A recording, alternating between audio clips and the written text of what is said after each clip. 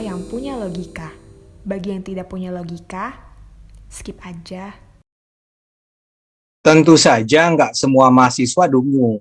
Saya ini dosen, dan saya juga hadir di berbagai forum diskusi yang diselenggarakan mahasiswa. Jadi saya tahu bahwa banyak mahasiswa pintar. Di kelas saya bahkan harus mengakui ada mahasiswa yang bacaannya lebih advance dari saya. Jadi Indonesia sih sebenarnya tidak perlu khawatir. Anak muda cemerlangnya banyak. Jadi yang saya maksud mahasiswa dungu di judul bukan yang itu. Mahasiswa dungu ini mungkin minoritas, tapi masalahnya mereka terlibat sebagai aktivis politik. Dan karena lazimnya berteriak keras, suara mereka lah yang paling terdengar. Masalahnya lagi yang lazim bersuara keras tanpa berpikir seringkali adalah mereka yang sebenarnya dungu. Anak-anak pintar seringkali cenderung tidak mau ribut dan sopan. Jadi mereka malu tuh kalau harus berorasi ngasal di atas podium. Yang berani tampil dan berani malu seringkali adalah mahasiswa dungu. Dan inilah yang sekarang saya rasa jadi masalah dalam gerakan mahasiswa di Indonesia tahun 2021. Kemarin saya dapat informasi bahwa sejak tanggal 24 Juli ini akan ada gerakan mahasiswa lintas kampus di berbagai kota. Salah satu gerakannya adalah gerakan aksi serentak berhari-hari. Gerakan ini diorganisir oleh organisasi Blok Politik Pelajar pimpinan Del Pedro Marhaen. Aksi akan dilakukan di 17 kota. Kemudian pula ada aksi nasional Jokowi Endgame. Mereka akan melakukan Long March Glodok Istana Negara Jakarta. Di dalam poster dinyatakan bahwa mereka mengundang seluruh elemen masyarakat untuk turun ke jalan, menolak PPKM dan menghancurkan oligarki istana beserta jajarannya. Kemudian ada pula gerakan Ampera alias Amanat Penderitaan Rakyat. Kabarnya gerakan-gerakan ini terinspirasi oleh gerakan mahasiswa menolak PPKM di Bandung yang kabarnya sempat melumpuhkan sebagian kota. Apa sih yang ingin mereka capai dengan gerakan mahasiswa ini? Seperti yang saya katakan, masalahnya mereka ini adalah contoh kaum dungu. Jadi sebenarnya mungkin juga nggak relevan untuk bertanya apa yang ingin mereka capai. Saya kasih contoh, aksi serentak berhari-hari yang saya sebut tadi. Koordinatornya adalah Del Pero Marhaen.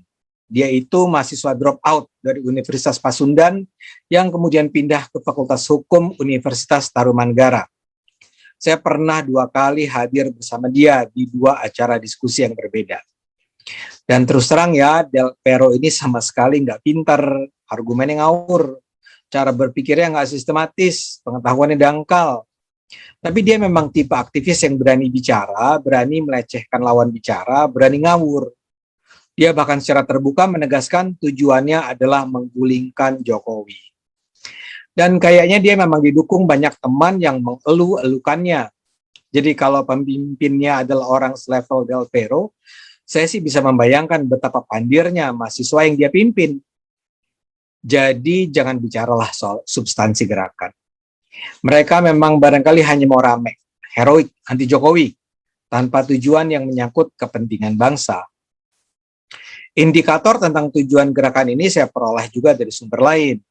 Misalnya saja, saya mendapat kiriman berisi postingan salah seorang aktivis mahasiswa dari Universitas Parahyangan Bandung yang nampaknya juga menjadi pengorganisir gerakan. Nama mahasiswa itu adalah Tafarel Giovanni Montero, Ketua BEM Unpar 2021. Saya akan kutipkan ya kalimat-kalimatnya di Instagramnya. Maaf kalau kutipannya panjang, tapi menurut saya ini penting untuk memahami apa yang ada di kepala pentolan-pentolan gerakan tersebut. Dalam pengarahannya yang dia sampaikan melalui media sosial, dia menyatakan bahwa demonstrasi ini merupakan bentuk luapan kemarahan masyarakat kepada pemerintah. Kata dia lagi, gerakan ini bukan berupa tuntutan perubahan kebijakan atau menuntut pemerintah menjadi lebih baik. Harus kita sadari, tulis Tafarel, aksi yang menuntut perubahan kebijakan justru membuat nafas gerakan menjadi lebih pendek. Target kita hanya satu, kata Tafarel, ciptakan kekacauan untuk melumpuhkan perekonomian. Lanjut Tafarel lagi, berdasarkan aksi terdahulu, ditemukan bahwa Pemerintah baru akan takut ketika ada goncangan terhadap ekonomi. Pemerintah baru akan memperhitungkan warga ketika titik kekuatannya ekonomi bisnis diperlemah oleh masyarakat. Jadi bisa dilihat apa yang dituju oleh aksi-aksi ini adalah menciptakan kekacauan, melumpuhkan ekonomi.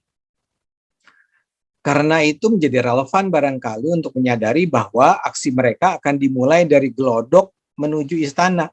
Kenapa Glodok? Ya karena itu adalah salah satu sentra bisnis Jakarta yang di dalamnya dipenuhi oleh para pengusaha menengah dan kecil asal Tionghoa.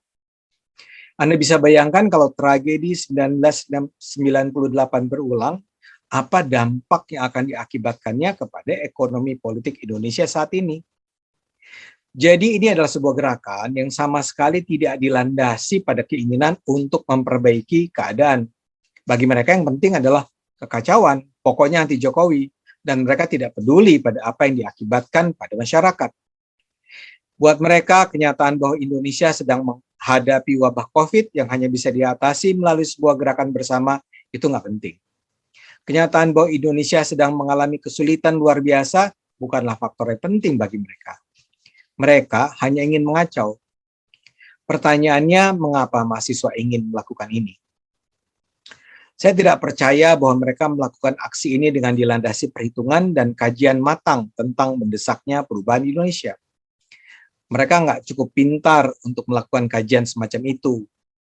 Saya duga mereka hanyalah kendaraan yang ditumpangi kelompok-kelompok yang sejak lama mengarahkan tembakan pada pemerintah Jokowi.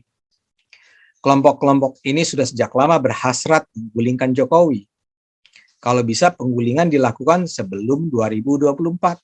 Selama ini upaya penggulingan Jokowi sulit dilakukan karena kinerja Jokowi di atas rata-rata. Mayoritas masyarakat percaya dan puas dengan Jokowi. Baru kali ini mulai terasa keraguan. COVID yang berkelanjutan yang secara langsung berdampak pada ekonomi seperti membuka kembali harapan untuk menggerus legitimasi Jokowi. Karena itu adanya kampanye yang dilakukan BEM UI beberapa waktu yang lalu yang menyudutkan Jokowi sebagai King of Lip Service nampak sebagai peristiwa yang mengawali gerakan menjungkalkan Jokowi. BEM UI kemudian menginspirasikan gerakan-gerakan serupa di kota-kota lain. BEM Udayana misalnya menyebut Jokowi sebagai the guardian of oligarch. Dan BEM Visip Unpad menyatakan kami bersama Jokowi, tapi bohong. Apakah BEM-BEM ini adalah bagian dari sebuah jaringan yang terkoordinasi untuk menggulingkan Jokowi? Mungkin tidak. Atau saya masih percayalah bahwa BEM UI bukanlah kumpulan orang bayaran. Bagaimanapun, apa yang mereka lakukan membuka peluang bagi delegitimasi Jokowi. Karena itulah kita sekarang melihat ada rangkaian pernyataan yang dikeluarkan orang yang itu-itu lagi dengan lagu yang itu-itu juga. Indonesia hancur, gulingkan Jokowi. Sebagai contoh, pada 15 Juli yang lalu ada video Rocky Gerung yang meramalkan bahwa pada 17 Agustus 2021 Presiden Indonesia sudah bukan lagi Jokowi. Rocky menyatakan pada saat itu, pada 17 Agustus, sudah akan ada pemindahan kekuasaan yang berlangsung secara seksama dan dalam tempo sesingkat-singkatnya. Namun kata Rocky lagi, pemindahan kekuasaan itu harus dikawal. Karena itu menurutnya kita harus menyiapkan, mengarahkan, menghitung potensi untuk menghasilkan ulang Indonesia. Kalau perlu, kata Rocky, sejumlah menteri yang mungkin sudah tak puas dapat diajak untuk bergabung dalam gerak perubahan ini. This is the beginning of the end, katanya. Pada tanggal 15 Juli juga ada video Rizal Ramli yang menyatakan bahwa Indonesia berada pada titik jungkal. Perubahan akan terjadi jika kondisi objektif dan subjektif sudah matang, kata Rizal. Jadi dalam bayangan Rizal, Indonesia berada di titik ujung sebelum terjatuh ke jurang. Agar benar-benar terjungkal, ya harus didorong. Karena itu harus ada organisasi yang menurut Rizal harus mendorong pemerintah Jokowi agar terjatuh ke dalam jurang. Menurut Rizal, pemerintah sudah jelas-jelas gagal dan tak akan mampu menyelesaikan wabah COVID. Pada 21 Juli ada pula politisi senior MS Kaban yang melalui videonya menyatakan MPR perlu sidang istimewa untuk adili Jokowi karena gagal menangani COVID. COVID-19. Di jagat medsos pada 22 Juli, tagar Presiden terburuk dalam sejarah menjadi trending di Twitter. Jadi sekarang kembali ke awal. Saya tidak percaya bahwa aksi serentak Jokowi Endgame adalah gerakan mahasiswa murni yang dilandasi kajian serius tentang kondisi Indonesia. Ini adalah sebuah gerakan kaum dungu, dan karena mereka dungu, mereka dengan mudah dimanfaatkan oleh kaum politisi yang bercita-cita menggulingkan Jokowi. Saya sih percaya bahwa masyarakat Indonesia nggak akan sedungu itu untuk percaya pada kampanye-kampanye kosong ini. Tapi biar bagaimanapun ini akan mengganggu ekonomi, politik, sosial, dan yang pasti menghambat upaya kita mengalahkan COVID-19. Kita berharap saja para mahasiswa ini pada akhirnya akan menggunakan kembali akal sehat mereka. Jadi terus gunakan akal sehat, karena hanya dengan akal sehat bangsa ini akan selamat.